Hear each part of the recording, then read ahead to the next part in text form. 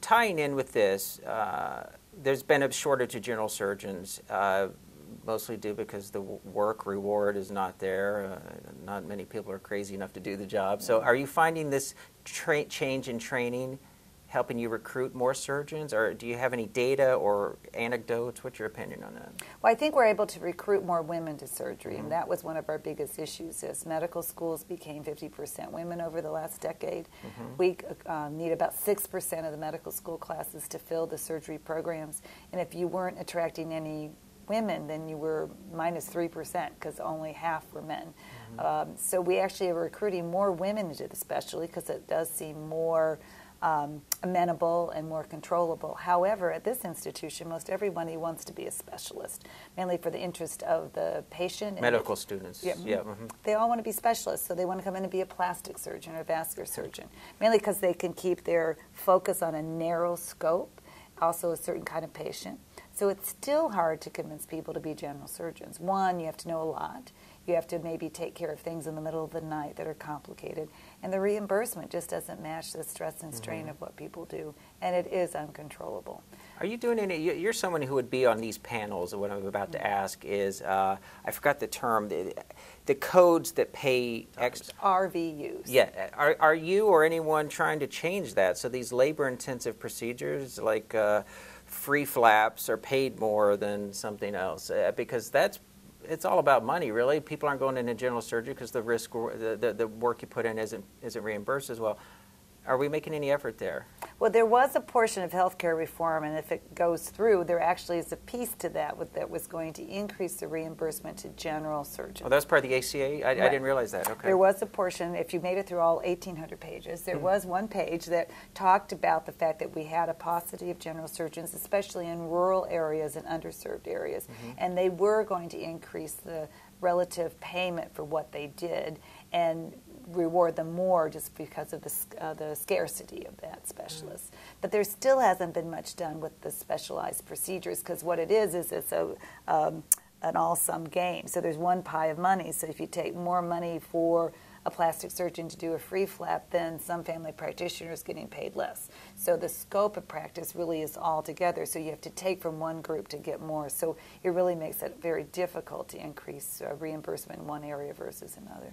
Is this an AMA process? What's the ultimate organization that sets those? It's really working through the federal government. So it's CMS. Okay. That's the one that sets it there. Many of us go there. Many of my group in vascular surgery will be on these RUC panels where they look at the relative value of these relative units and really barter to see what gets paid and what doesn't. Okay.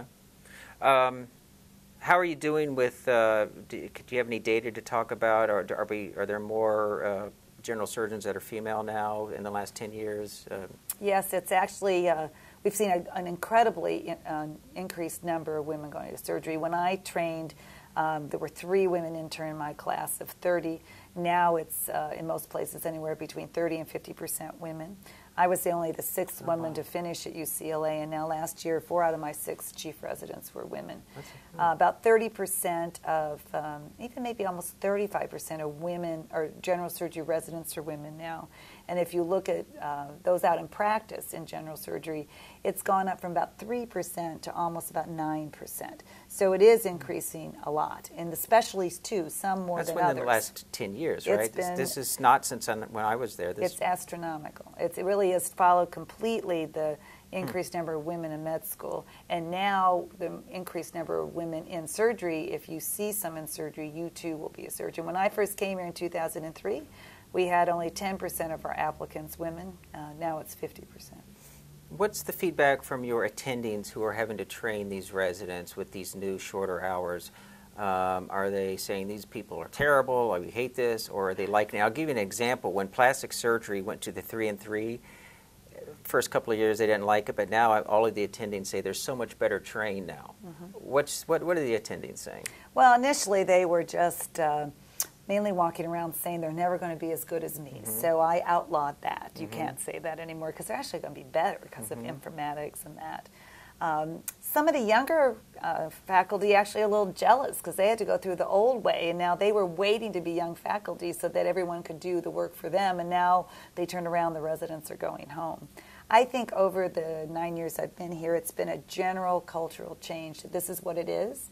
And actually, all of us as faculty try to get home, use teamwork, and stay away from the hospital from time to time. So we're actually training them to be better faculty.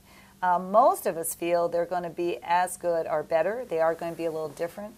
And maybe they're right. Maybe you need to have balance. Maybe it needs to be better orchestrated, because there's many people I trained with in U2 that never made it through, that had miserable lives, that had issues with drugs, alcohol. I even had a couple that committed suicide while I trained and even later. So I do think it's probably the right thing.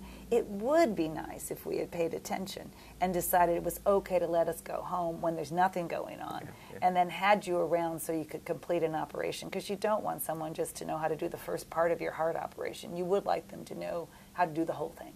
And so if they could stay as needed for the patient versus not, that would be better. And for more senior residents, I would like their ability to stay longer to finish the process or take a patient back that's sick. Well, and I really should have asked about this first, because the whole reason for the mandated lower hours is for safety. And I think there's pretty strong evidence to show that the human brain, no matter how much of a superman or woman you think you are, your brain doesn't work well when it's sleep deprived. So are you seeing any good studies with data or your own experience? Do you think the accidents, mistakes are going down now? Yeah. Well, it's hard to tell. I don't think we measured them well years ago. I don't think we knew that. We certainly had residents that had their own safety issues, crashing cars, falling asleep, not paying attention. There is no question I don't have behavior problems. All these residents are well behaved. They tend to pay very close attention to what they're doing. And now the ones that are on nights don't even have to sleep because they go home in the morning to sleep. So they're wide awake. My patients will tell you when they come in now, they actually talk to them. So that's actually an excellent thing. There's no correlation that I know of that we've proven that because they're awake and not sleepy that less errors occur.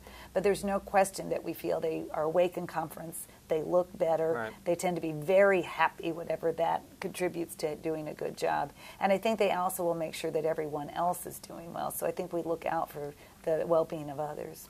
Well, that's interesting. How do you pay for all this in this age of decreased reimbursement for professional fees, hospitals with margins that are very low, some up 1%, we're at a 4 to 6% margin. How do you add all these people to do this care, and how do you know when you need it? There's times in the hospital where it's very busy, where residents could then stay and then leave when it's not. Now when you have people working shifts, you're sort of stuck with them on the shift even if there's something going on or not.